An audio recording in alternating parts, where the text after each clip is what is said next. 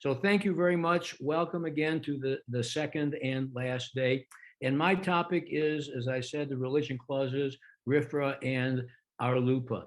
And what's the relevance of this particular topic for you? It is, among other things, that Establishment Clause and Free Exercise Clause violations are actionable under Section 1983, both for injunctive relief and for damages, although, frankly, as a practical matter, it's injunctive relief that is more common. Notice that this area, including RFRA and RLUIPA, is a jurisprudential and intellectual roller coaster ride. It is incredibly dynamic. It's changing as we speak. Call this, if you want, although I don't generally believe in these, a kind of trigger warning. Regardless, my goal is to bring you up to speed in this area, especially since there is so much action in the Supreme Court lately, as Erwin's presentation yesterday on the Supreme Court's terms indicated. So let us start, and there will be, there has to be some political theory that I address. So let's start this all off. The first part of the First Amendment: Congress shall make no law respecting an establishment of religion or prohibiting the free exercise thereof. The first part of the First Amendment: religion and speech are tied into freedom of conscience and thought, and these are all foundational for democracy pretty clearly. The purposes of the religion clauses. The religion clauses are based on the Enlightenment assumption that self-government depends on reason and practical judgment. Religion depends on faith, passion, and authority from on high. In fact, this grounds our very Constitution itself, which rejects the divine right of kings. Two major purposes, it seems to me, of the religion clauses. One is perhaps the more obvious one: it protects the state from religion. This is the Enlightenment and self-government grounding of the religion clauses, because what we're trying to do is keep religious faith and passion out of government decision-making. The theory is that such religious faith and passion adversely affects self-government by distorting it or inflaming passions. This is one of the deep theories of the religion clauses.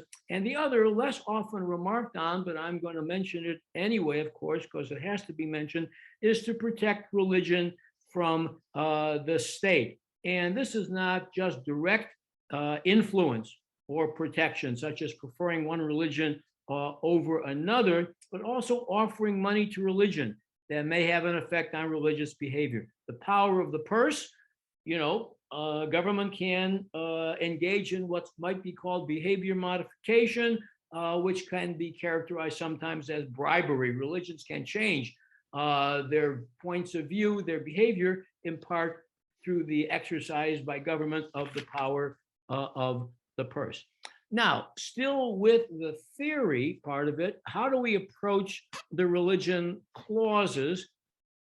There is a strict separation model, which is identified with Jefferson and Madison. Jefferson, as many of you know, was at the very least a deist and perhaps even an atheist, and his famous letter to the Danbury Baptist Association in the very beginning of the 19th century spoke metaphorically of a wall of separation between church and state. And we still talk in these terms. James Madison, in his memorial and remonstrance, also advocated such a strict separationist position.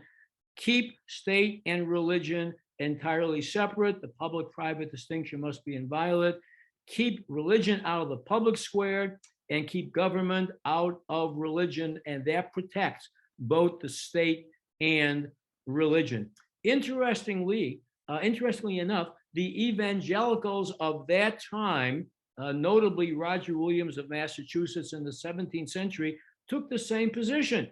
These folks were strict separationists because they viewed government as profane and religion as sacred, and they were concerned that religion not be profaned by secular government. So that is one approach we've all heard about, the strict separation approach. There is also an accommodation approach. It shows you that the framers themselves may have disagreed about how to approach the religion clauses. Accommodation, George Washington and John Adams pretty much bought into accommodation. Why is that?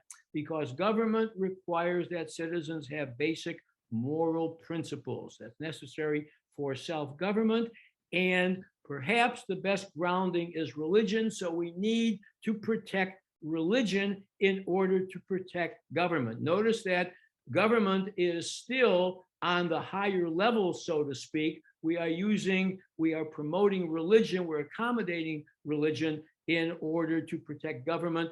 Instrumental, what I call an instrumental approach.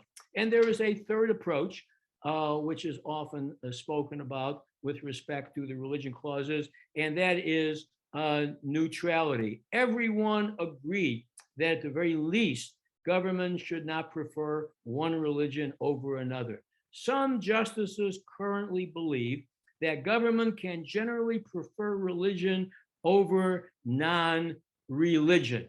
And just to anticipate what's going to come later, this has been accomplished in a couple of ways. One is to reduce the scope of the Establishment Clause, and the other way is to broaden the scope of the Free Exercise Clause exemptions. And here I note that there is an inherent tension between the Establishment Clause and the Free Exercise Clause. The more one provides exemptions under the Free Exercise Clause, the more that might tend to undermine Establishment Clause strict separation values. But much more about this as we proceed through this little presentation on the religion clauses and then RFRA and RLUIPA.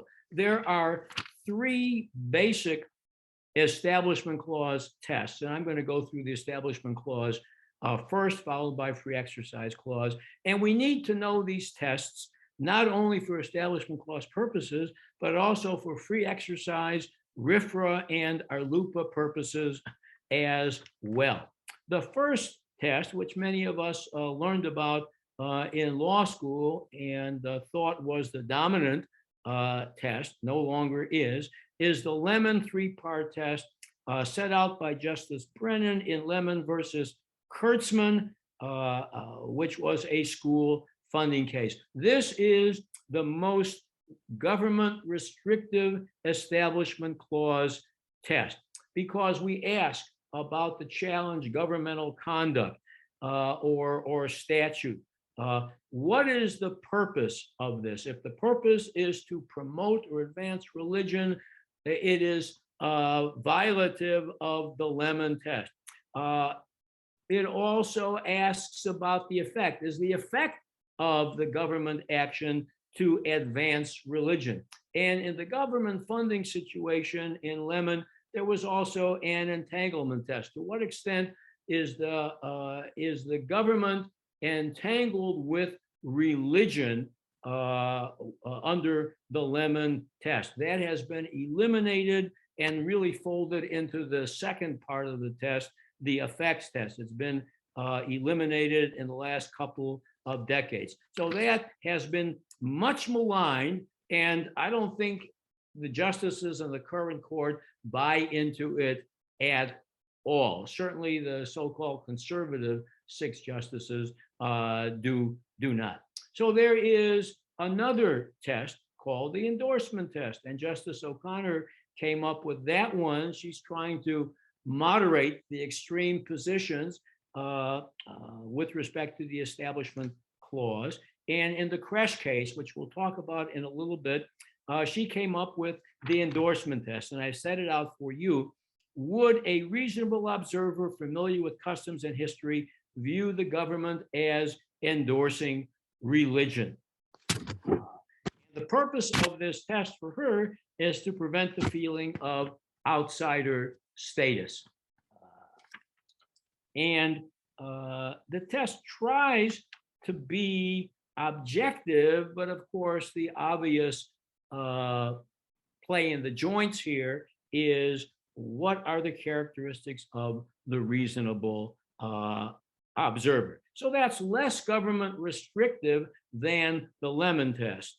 And probably the least government restrictive test is the anti-coercion test of Justice Kennedy, set out in Lee versus Weissman, a middle school prayer case with respect to a non-denominational prayer by a rabbi in a middle school graduation. Attendance was not compulsory, and Justice Kennedy in that case found that this prayer violated the Establishment Clause because even though attendance at this middle school graduation was not, strictly speaking, compulsory, part of the school program, nevertheless, there was a kind of psychological coercion or compulsion to attend. So he found that there was coercion there. Keep in mind that in that situation, you're talking about children, which may produce,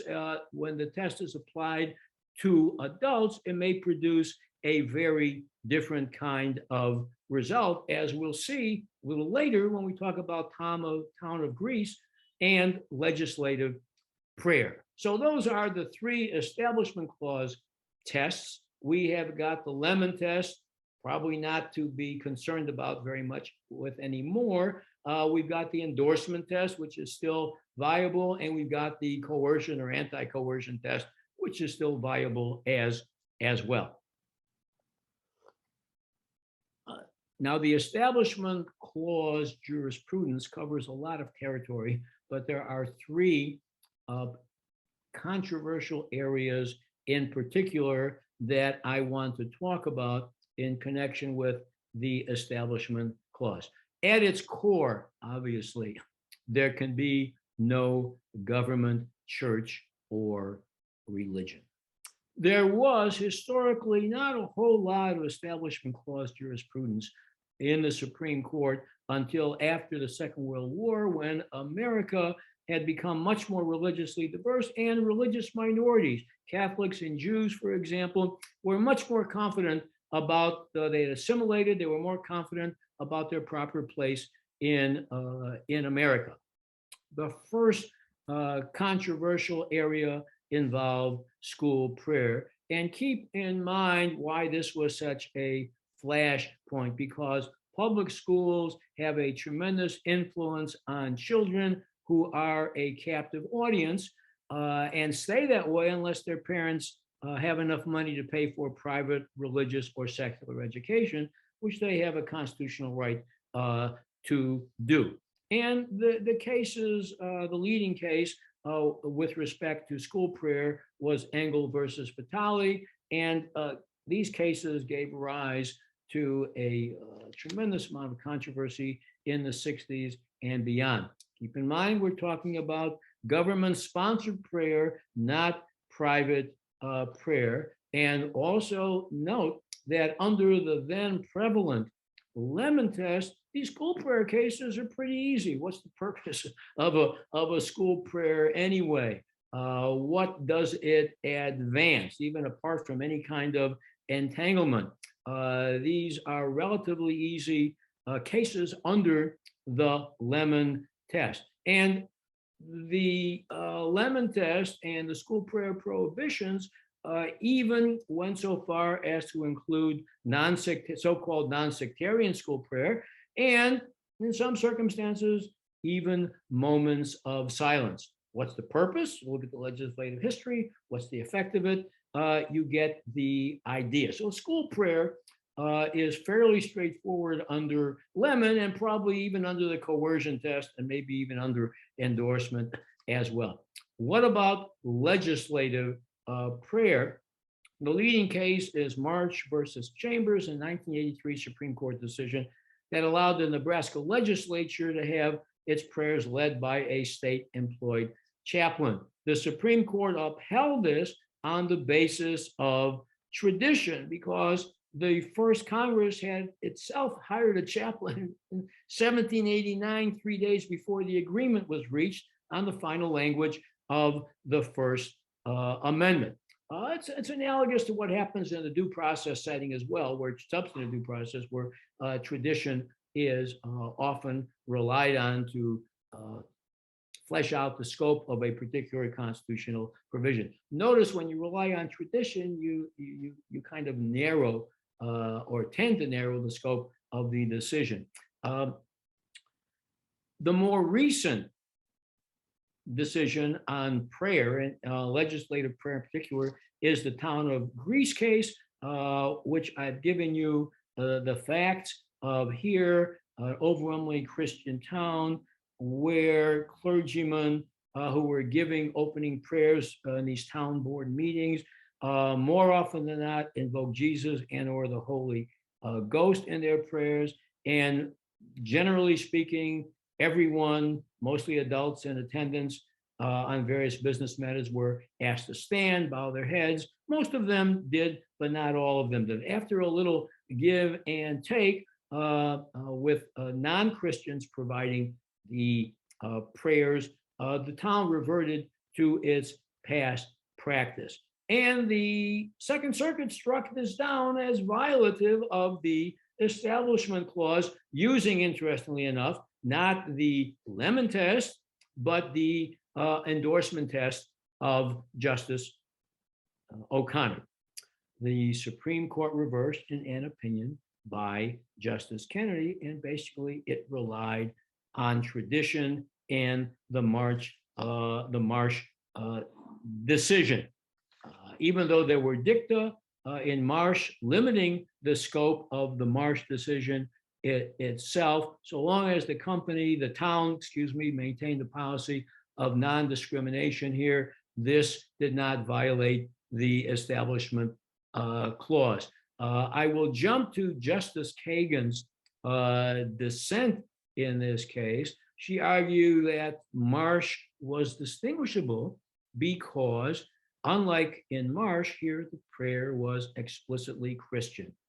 And in Marsh, the prayer was primarily for legislators, but here the prayer was not only for local legislators, but also involved citizens present to conduct business. Here is something that I think is very neat because it should remind us of the functional approach to immunities. She argued that town meetings perform not only legislative functions, but also adjudicative and executive functions as well, in which citizens participate. So she thought this was very different from the legislative setting in the Marsh case. And finally, she couldn't resist. She chastised the majority for being blind to other religions.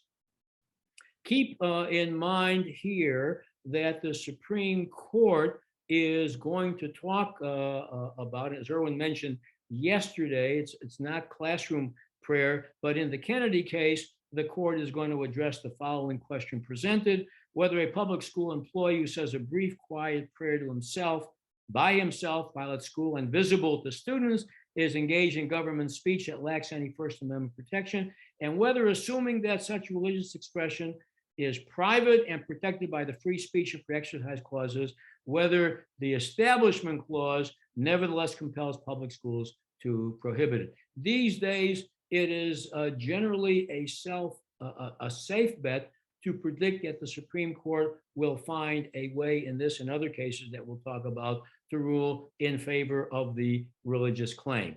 So that is one of the areas. And again, we're going to get some information in the Kennedy case at some point. The cert granted there, which Erwin discussed yesterday, and I briefly talk about now. School funding, always a very hot topic, and there's a perceived fairness issue here because parents who want private religious education, as I mentioned earlier, for their children have to pay extra on top of their taxes to secure it. Here is the general principle. There have been many funding cases out there. Government money cannot go directly to private schools for religious instruction. But busing, secular books, and computers and the like can be provided to those private schools for secular purposes. There was a time not long ago that vouchers were a controversial topic in the Supreme Court. After all, secular books, computers, and especially money, they assist private schools in providing religious education by freeing up school resources.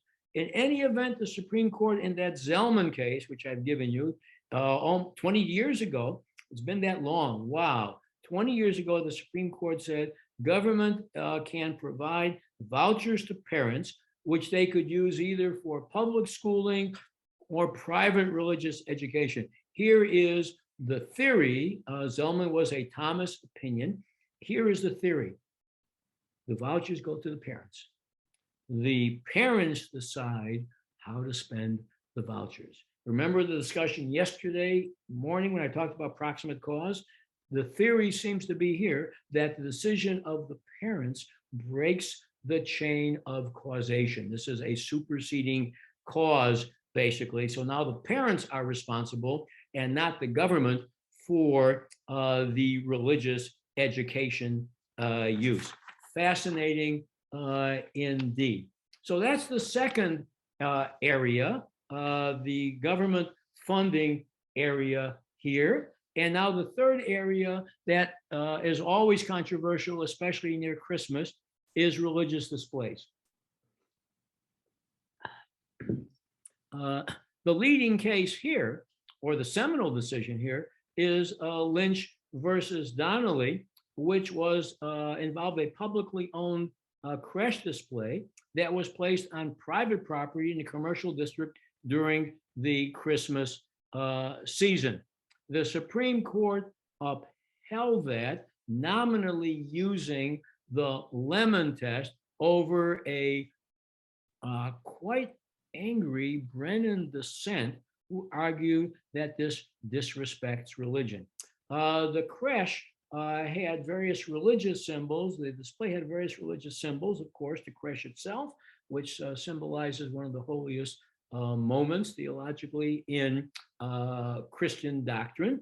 And it also had Santa Claus and reindeer, which gave rise to the kind of sarcastic view that government can get away with any display under any religious display under the Establishment Clause, so long as there is a reindeer in that display. The point of this, the reindeer, the Santa Claus and the like, is that it waters down, if you will, which is what bothered Brennan is dissent, it waters down the religious nature of this. The majority emphasized the historical and celebratory aspect of all of this. After Lynch v. Donnelly, there were cases that went different ways on nativity scenes inside a courthouse and a menorah Christmas tree, a salute to liberty. Notice the watering down of the religious message, a salute to liberty that was outside of city county building. Those were upheld, as well as a 10 Commandments display on the Texas State House grounds. The most recent decision I've given you here is the American Humanist Association case handed down in 2019, where the court upheld the constitutionality of a 32-foot cross erected on government property in 1925 as a tribute to soldiers who died in the First World War. The state had obtained title to the monument itself, to the cross itself in 1961. There was a $100,000 annual maintenance cost. It was part of a memorial honoring veterans. And you can see by this description of the facts that the court had no real problem in upholding this. It was not the Lemon test particularly. It was historical. The monument was not really there for religious purposes. It just indicated that virtually everybody who had died in the First World War was indeed a Christian. So at least in this particular community. To sum up, there has been a movement in the direction of accommodation in the school funding and public display areas and away from strict separation. Only school prayer, certainly in the school itself, has held firm. So that's the Establishment Clause in a kind of nutshell. Now let's talk about the Free Exercise Clause. And this is more so than the Establishment Clause, more obviously concerned with protecting religion from government. And here is for those of you who are not familiar with Free Exercise Clause jurisprudence, here is a very important point. When a Free Exercise Clause claim succeeds, that means that the Free Exercise Clause claimant is exempt from an otherwise generally applicable rule of conduct. I'll say that again, it's very important. If a free exercise claimant succeeds, that means he or she or an entity or a group are exempt from an otherwise generally applicable rule of conduct. Call it a kind of mandatory accommodation. A mandatory accommodation. And once more, I remind you of that tension between the Free Exercise Clause that we're talking about now and the Establishment Clause that we talked about a little bit. These days, the Free Exercise Clause is spoken of in terms of, and this is entirely appropriate, religious liberty. That's the way that it is approached these days. And when we talk about the Free Exercise Clause, as we're going to see, it's all about the level of scrutiny. Do we use rational basis review when there are Free Exercise Clause challenges? Do we use at the other extreme strict scrutiny? And you remember from law school and from your practice, when you use strict scrutiny, government has to justify what it does through demonstrating a compelling governmental interest. And even where a compelling governmental interest is demonstrated, the government has to show that there are no less restrictive means available to accomplish the very same result. So I've given you that Mormon case, Reynolds versus United States, way back in 1879, involving a federal statute that prohibited polygamy in the Utah Territory, which was pretty much directed against Mormons. And the Supreme Court upheld that prohibition, that federal prohibition, because under its then Free Exercise Clause test, the question was whether the conduct violated social duties or was subversive of good order. And if it did, it passed Free Exercise Clause review in that Reynolds case, 19th century, which was probably rational basis review, get this now, even where there was a significant burden on religious practice. And for Mormons at the time, polygamy was one of the core beliefs of that religion. And the Supreme Court paid little or no attention to that under its kind of rational basis, Free Exercise Clause standard. That changed 100 years later, believe it or not, in Sherbert versus Werner and in Wisconsin versus Yoder. Sherbert involved the refusal to work on the Sabbath. So as a result of that refusal, the private employee was discharged and was not entitled to unemployment compensation. Under state law, the Supreme Court used strict scrutiny in the Sherbert case, used strict scrutiny, not the rational basis review of 100 years earlier, and said, you know what, there's no compelling governmental interest here. And even if there were other ways of making sure that this religious claim was indeed genuine rather than a flat out prohibition. Strict scrutiny applied here, and the same is true in Yoder, was true in Yoder, where there was a state statute that required students to be in public schooling through 8th grade, and that adversely affected the Amish, and the Amish challenged this on free exercise clause grounds, and the Supreme Court, using strict scrutiny, said it flunks strict scrutiny, so the Amish could, once the children reached a certain age, keep them out of public education. Game changer, 30 years ago now. The Smith case, you're going to hear a lot about the Smith case in the rest of the presentation. The Smith case was a Scalia opinion, which is one reason that it has not yet been overruled, although it has been seriously undermined. This decision, which involved a particular exemption, a claimed exemption from a criminal statute that prohibited chewing peyote, which was part of a Native American religious ritual.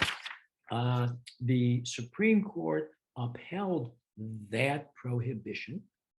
It upheld that prohibition on the basis of rational basis review. Justice Scalia looked at all the cases earlier, including Sherbert and Yoder, and he distinguished them on somewhat questionable grounds. And he said, guess what? Here is the new rule going forward. He got 4 other justices to go along with him. The new rule going forward is where there is a generally applicable statute regulating conduct, generally applicable statute, and neutral statute regulating conduct, any free exercise clause challenge, which is grounded on the assertion of a significant burden on religious practice, is subject only to rational basis review and not to strict scrutiny. That is major, and that is revisionist, very much so revisionist. What do you do in that situation? Well, Justice Scalia says that the remedy is political. The remedy is political. If government is considering prohibiting circumcision for health reasons or prohibiting minors from drinking alcoholic beverages, both of these prohibitions adversely affect religious minorities and even sometimes religious majorities, the remedy is political. We use rational basis review. I have to emphasize here that we use rational basis review when there's a generally applicable and neutral regulation of conduct. If government singles out a particular religion for disadvantageous treatment, we're back into a strict scrutiny kind of world. And in fact, if the discrimination is rather overt, it's almost per se, in my view, unconstitutional and violative of the free exercise clause. Justices, especially recently, have argued that Smith was wrong. Smith created an uproar in Congress, and its responses were, we'll talk about this in a little bit, RFRA, the Religious Freedom Restoration Act, and RLUIPA. These are statutory responses by Congress to this very revisionist and controversial Smith decision. I would like you to keep in mind that the wiggle room in Smith from the outset was the requirement that there be a generally applicable and neutral rule of conduct.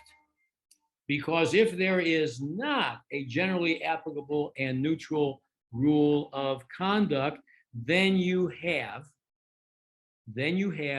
a situation in which you are in a strict scrutiny world. And as we'll see, that's what the Supreme Court has in fact done. And a very good example of that, you've all heard of the so-called shadow docket, in which the court acts on an emergency basis with respect to stays. There have been a bunch of those cases where the Supreme Court majority has ruled in favor of a free exercise clause exemption on a kind of emergency basis, no briefing, no argument, and the like in connection with stays. And that's in the shadow docket. Plus, the Supreme Court has, in a couple of cases that I've given you here, the diocese case and the Second Circuit in the Aguda Israel case, the Second Circuit and the Supreme Court have found that we are not dealing in those kinds of COVID-19 cases with generally applicable rules of conduct with similarly situated entities, because the churches, religious groups have been treated differently from comparable secular entities, comparable secular activities. And I have to tell you here about the Fulton case, which Erwin talked about, in which the attack on Smith continues. Remember that decision in 2021 struck down as violating the free exercise clause Philadelphia's refusal to contract with a state licensed foster care agency affiliated with the Catholic Church unless the agency agreed to certify same-sex couples as foster parents. Smith was questioned by the court in Fulton. This was struck down, as I say, but it wasn't revisited because, get this now, the challenged policies were not generally applicable. Why not? Because there was a formal mechanism for granting exemptions from this policy, even though the mechanism was not used in this case, and the mechanism was entirely discretionary. So the court used strict scrutiny, no compelling governmental interest here because of these exemptions in the city's ordinance or policies themselves. Alito, Thomas, and Gorsuch argued for overruling Smith directly and said, why play games with this generally applicable stuff? Whereas Barrett, Kavanaugh, and Breyer said that there was no need in this case. But to coin a phrase, or not to coin a phrase, the writing is pretty clearly on the wall with respect to the viability of the Smith decision, because it's been end run time and again in the COVID-19 cases, in the Fulton case, and the like. All right. I should also mention that the Fulton decision, Erwin may have said this yesterday, is a Roberts opinion, which was probably a factor in not overruling Smith at that point. Let's now talk very briefly about a very important topic here, and that is the question I ask in the middle of page 6 of my outline. When can states go beyond the requirements of the Establishment Clause? When can states do it without violating the Free Exercise Clause? Okay. The Locke case involved a state constitutional provision prohibiting direct and indirect financial aid to any religion. And this program in Washington State avoided merit scholarships to college students, but excluded those pursuing degrees in devotional theology. Against a bitter dissenting opinion, Chief Justice Rehnquist said there's play in the joints here. If there are powerful state anti-establishment interests, and this case involved training for religious professionals, not the same as training for secular professions, this was constitutional. It did not violate the Free Exercise Clause. Now, the Locke case involved this Washington State constitutional provision. The Trinity Lutheran case that I'll talk about in a moment involved a constitutional provision. These were examples of Blaine amendments, which were became fairly popular at the end of the 19th century, but some of the justices believe that historically these were anti-Catholic in nature and in purpose, so that uh, the public would not support Catholic religious education. So that the anti-Catholic animus plays a role in the mind of some justices. But notice that Locke v. Davie upheld this. Such cases, such conduct by government, by state governments, has not been upheld since that time. Trinity Lutheran, a similar Missouri constitutional provision. The program had a strict policy of denying grants to any applicant owned or controlled by a church, sect, or other religious entity. And the Supreme Court struck this down as violating the free exercise clause. This was not simply a claim of entitlement, but discrimination solely on the basis of the status of the applicant. And Locke was distinguished because of what he proposed to do, become a theologian. Whereas here, the denial of the aid was primarily turned primarily on the basis of the status of the church. There was a 2020 decision handed down which reached the same result in Espinoza.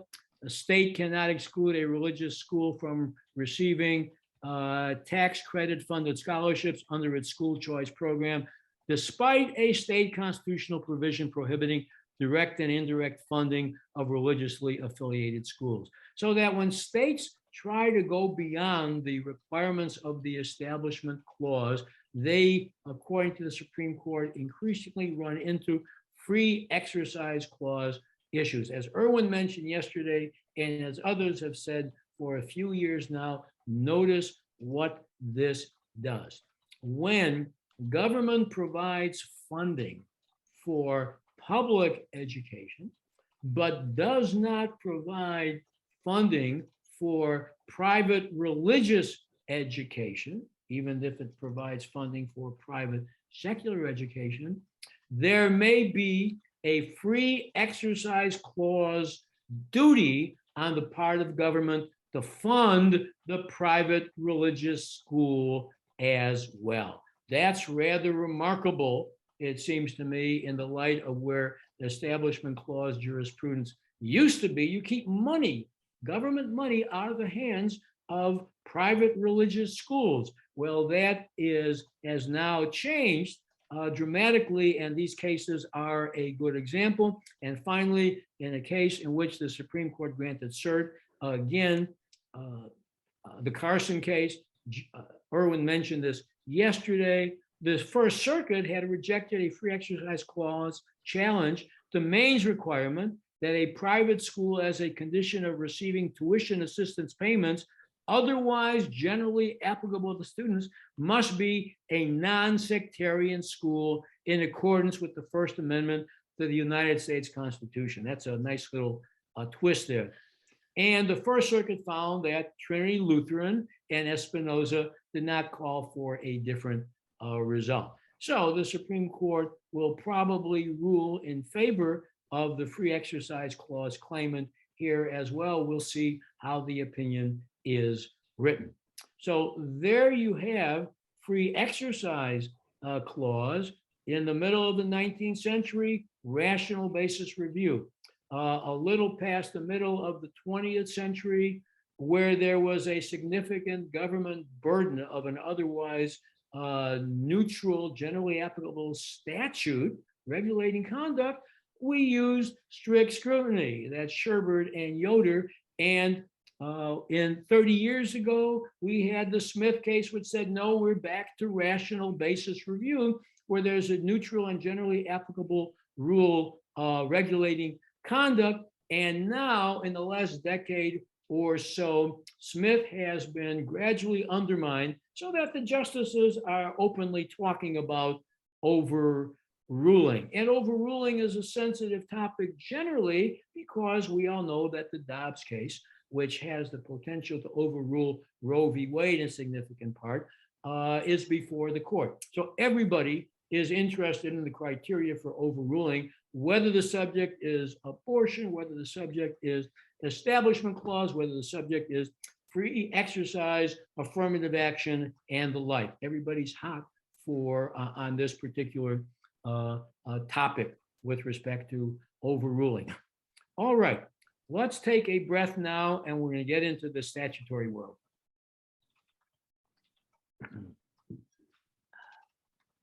Okay, timing seems to be pretty good. Given what I just said about Smith and its potential for being overruled, which means that if there are cases, whether they involve the federal government or the state governments going forward, where there's a significant burden on religious practice, strict scrutiny may be applicable if Smith is in fact overruled.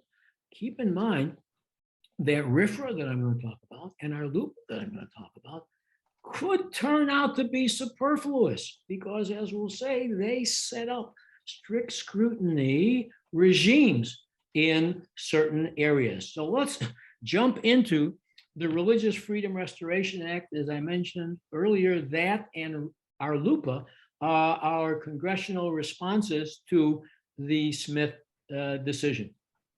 And RFRA is a prime example of permissible accommodation by the federal government, not necessarily required by the free exercise clause, certainly as interpreted by the Smith case. I've given you the relevant provision here. Government shall not substantially burden a person's exercise of religion, even if the burden results from a rule of general applicability. That's directed at Smith, of course, and except as provided where and we set up a strict scrutiny regime. Okay, and this was last seen, as I mentioned earlier, in the free exercise clause setting in Sherbert and Yoder pre-Smith. RFRA was struck down as applied to the state and local governments in the city of Bernie case. I used to pronounce that city's name Bourne, but I was once giving a talk to a bunch of federal judges, and one judge raised his hand respectfully and said, "Professor Nahmod, it's pronounced Bernie." And I said, "Okay, how do you know?" He said, "I wrote the lower court opinion." So there you have it. I couldn't top that one. So it's City of Bernie, and basically it was struck down because it exceeded the scope of congressional power under Section 5 of the 14th Amendment. I call this in the heading here an in-your-face congressional response, and that's how the Supreme Court saw it. It said Congress was attempting to make free exercise law, and under Marbury v. Madison, that's a judicial function and not for the legislature. However, RFRA has been, not for Congress, RFRA has been held constitutional as applied to the federal government under the necessary and proper clause. Remember a few years ago, this blockbuster RFRA decision involving Hobby Lobby and the Affordable Care Act, which required employers with 50 or more full-time employees to offer a group health plan, which offered a group health plan or group health insurance that provides minimum essential coverage that includes preventive care and screenings for women, including FDA-approved methods of contraception, 4 of which may have had the effect of preventing an already fertilized egg from developing any further. There were exemptions under the Affordable Care Act. Church employers were exempt. Religious nonprofit organization employers were exempt if they filed certain forms. Hobby Lobby argued that it and its owners that who believed that life began at conception were burdened by the application of the Affordable Care Act to them, argued that this particular Affordable Care Act provision requiring them to provide contraceptive insurance for contraception and the like violated the relevant RFRA provision, and they further argued that this did not pass strict scrutiny, and the Supreme Court agreed. One of the fascinating threshold questions was whether a for-profit corporation could be a person under RFRA, and the Supreme Court held that it was. So Hobby Lobby won in this case under RFRA, and there was another RFRA case, this one involving a religious nonprofit that was required to, if they wanted to get an exemption under the Affordable Care Act, had to file a certain form that with the result that the insurer would pay the cost of contraceptive services. This is the Zubik case, a kind of follow-up to the Hobby Lobby's case. Here was their argument that even through filing the form, which would enable the insurer to enable and require the insurer to provide contraceptive services, they were being complicit and violating their religious principles. Complicit, I have capitalized that word here. It has religious connotations, not necessarily legal connotations. We don't know, because this was resolved by the Supreme Court in the Zubik case. There was an end run around the requirement of filing the form, and the Supreme Court expressed no view of the merits of the claim in Zubik. Fascinating stuff, it seems to me. What about damages actions under the Religious Freedom Restoration Act? A couple of years ago, the Supreme Court ruled in Tanver versus Tanzan that RFRA's appropriate relief language allowed for damages claims against federal law enforcement officers sued in their individual capacities. Notice, an individual capacity lawsuit is a lawsuit, as you have heard from Karen and others, against individuals personally. It doesn't implicate the government as such. So those could go forward. If you sue for damages an individual in an official capacity, that is a suit against the government itself, and that wouldn't go forward here because of sovereign immunity. So damages action against individuals for violations of RFRA when they're sued in their individual capacities. Let me now talk about the Masterpiece Cake Shop case, because it turns out there may be a parallel case here. You will, it seems to me, and here I'm on the bottom of page 8 and the top of page 9, you remember that the Masterpiece Cake Shop case involved a baker who refused, despite Colorado's public accommodations law, refused to make a wedding cake for a same-sex marriage. And there was a free exercise clause argument. There was a free speech argument there. I was never very confident about the success of a free speech argument, particularly when it came to the claim that this was artistic expression. Think if this were a case in which the baker refused to make a wedding cake for a Black couple, or refused to do this on racial reasons, would we really accept the argument that making a cake for a wedding is artistic in nature? How does that differ from setting a place in a restaurant, for example, for different racial groups? In any event, when the Masterpiece Cake Shop case came, was in the Supreme Court, for better or worse, I predicted that the Supreme Court would find some basis for ruling in favor of the baker, and it did, because here's what the Supreme Court did. The Supreme Court found that the Colorado Human Rights Commission, which was charged with interpreting and applying the public accommodations, anti-discrimination laws, engaged in religious hostility. There was religious animus. And on that basis, the baker in the Masterpiece Cake Shop case won. I knew, most of us knew who followed this area, that the Supreme Court would find one way or another to rule in favor of the baker without reaching providing a very broad, perhaps an overbroad holding.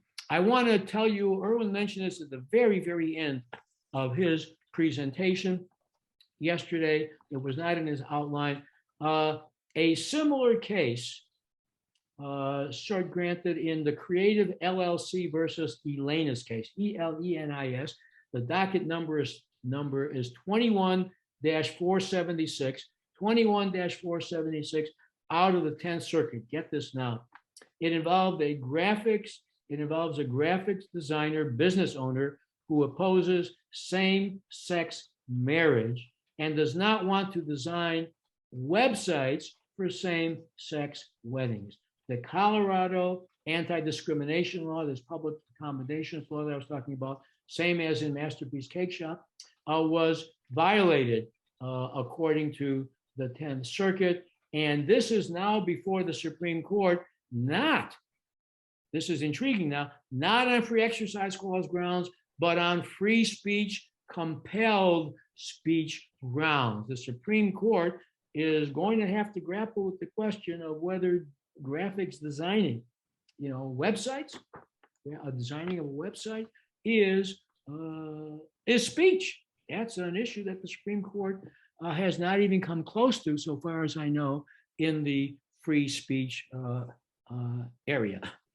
All right, my last topic before we get to some questions, and I haven't looked at the chat, but I see there are perhaps a few questions there, is RLUIPA. And RLUIPA is the second congressional response to that Blockbuster Smith decision. And it applies to state and local governments, right? You remember RFRA was struck down as applied to state and local governments. This applies to state and local governments. It's an example of permissible accommodation, and it covers only two areas.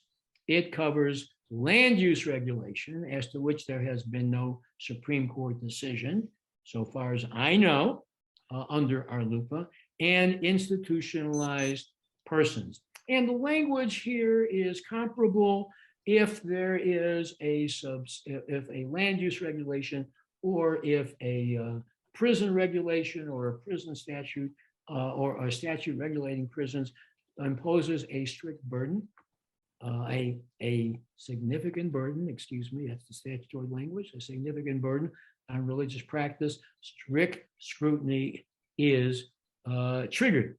And these aspects, these parts of RLUIPA were enacted pursuant to the spending power and the Commerce Clause.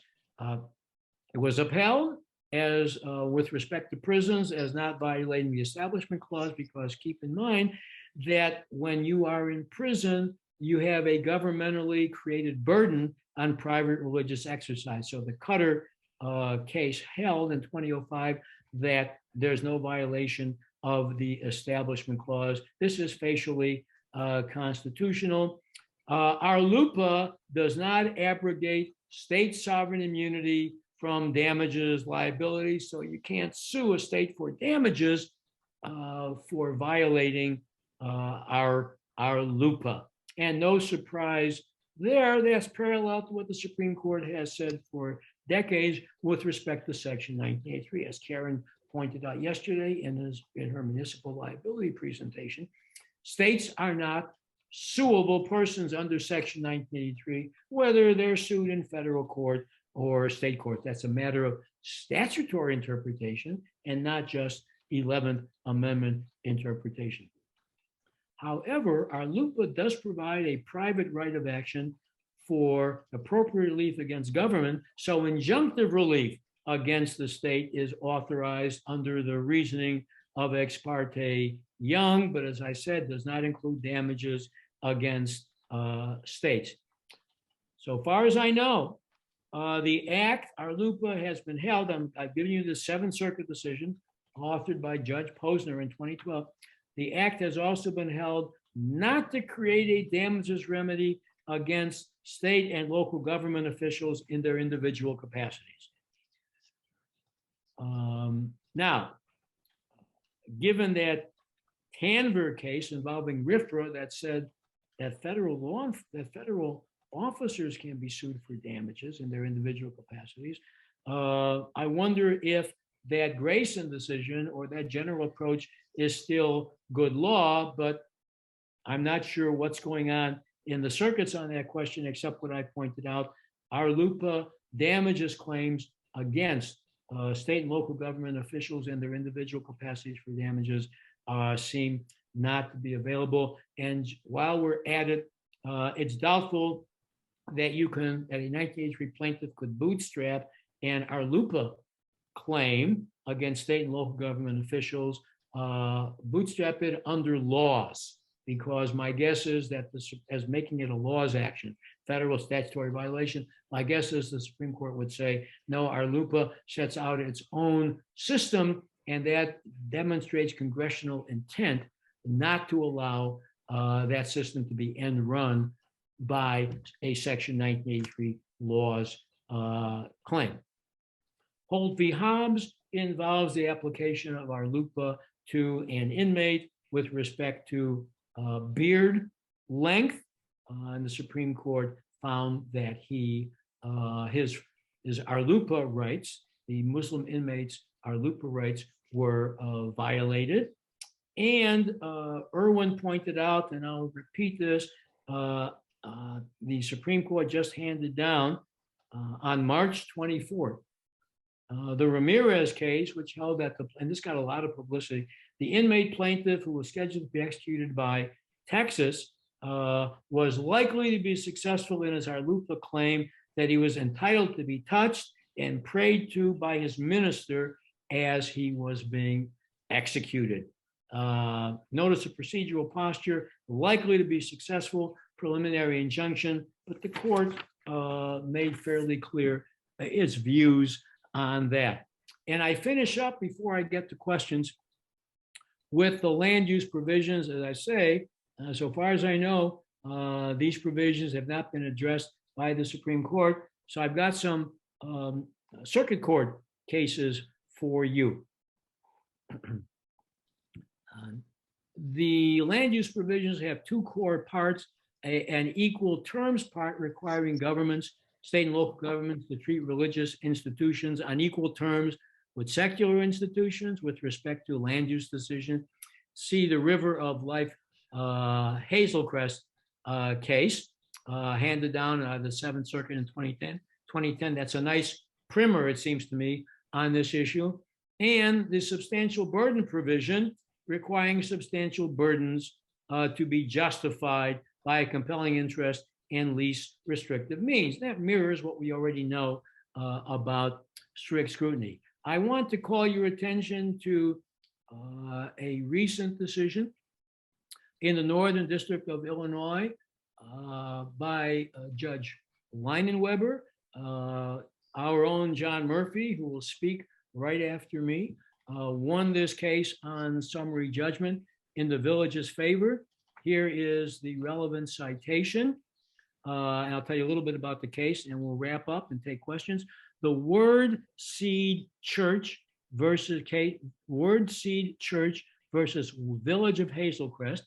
And this is in the district court, number 20 C7725, number 20-C7725. And the decision, John got this decision on April the 6th of this year.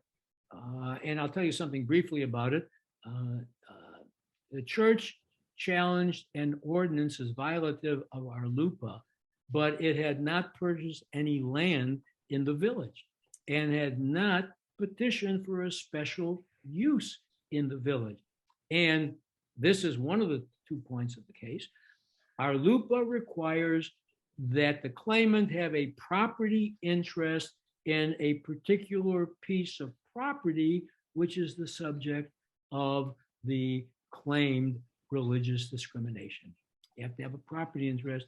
Also, unequal treatment with respect to the unequal treatment argument, that failed because libraries, adult theaters, and community centers were not comparable to churches. So check that one out. I've given you the site for John's decision. So to finish up, dramatic changes in the religion clauses with respect to accommodations for both equal establishment clause and free exercise. Government can now do much more with respect to advancing religion, but can do much less with respect under the free exercise clause to restricting it. A majority, if you sum up in just a catchphrase, the majority of this court focuses now on religious liberty and not establishment clause separation, strict separation, church-state separation issues, and this trend is going to continue. And I finish by saying that religion is obviously very important in the private sphere for all persons who take their religion seriously, as I do, and many of you do. The basic question for us to ponder as citizens and litigators is the proper role of religion in the public square, including our political system. That's been an issue always, and it will continue to be. So I thank you, and I have about 7 minutes left for questions, and let me go into the chat right now. Thank you for hanging in here. Let's see what we got. For establishment clause purposes, has the court settled on a definition of religion or religious activity? Excellent question.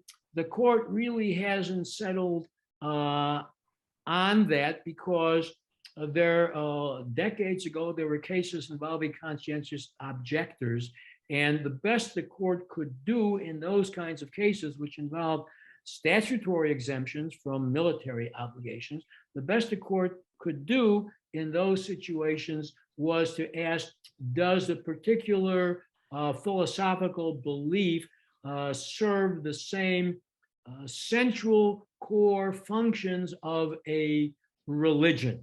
There is another issue there, by the way, which the court has always been sensitive to.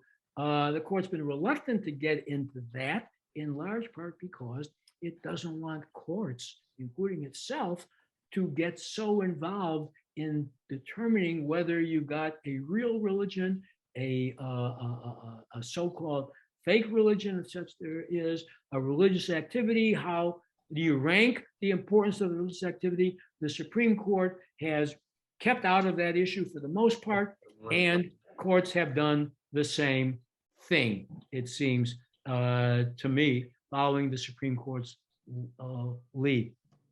Given polygamy is a long-established practice under the current, do you think polygamy among Mormons would now be granted an exception under the free exercise clause? Well, correct me if I'm wrong. Would there even be a case now, at least with respect to the Latter-day Saints, because polygamy is no longer a core belief? I